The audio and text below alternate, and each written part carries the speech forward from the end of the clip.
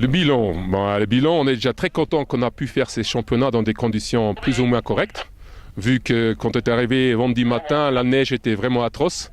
Elle était molle, il n'y en avait pas beaucoup, mais pendant 2 jours, la nuit, il faisait froid, donc la neige s'est bien transformée. Et on a pu faire des compétitions tout à fait justes. Alors c'était la première fois aussi que Geoffrey n'était pas là, on suppose que ça c'est un peu bizarre pour le papa.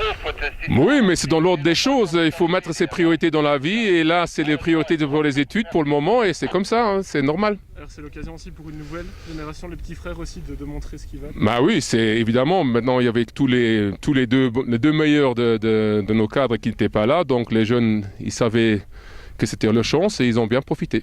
Qu'est-ce qui te motive toi ici à revenir chaque année ?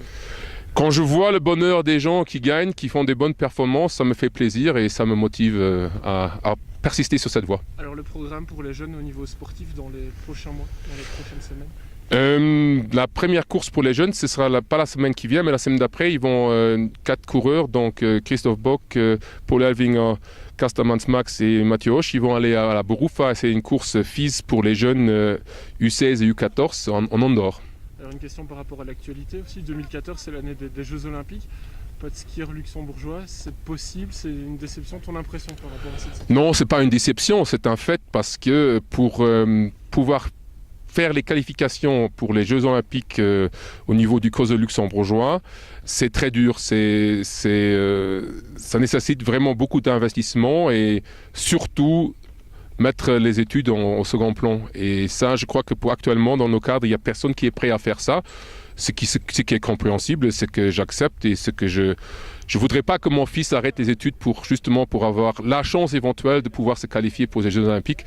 Le risque est trop grand. On a vu avec Stéphano qui a investi au moins 4 ans de sa vie dans les Jeux Olympiques et qui a dû, cette fois-ci à cause d'une blessure, mais malheureusement dû renoncer aux Jeux Olympiques 3 semaines avant le départ.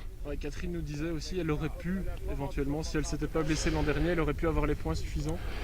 Il est clair qu'il y a des skieurs du niveau de Catherine ou de Geoffrey ou même de Gilles, s'ils auraient persisté, s'ils auraient vraiment mis les études au second plan et s'ils auraient vraiment investi 1 ou 2 ans de saison que dans le ski, ils auraient pu faire des qualifs sans problème. Ouais.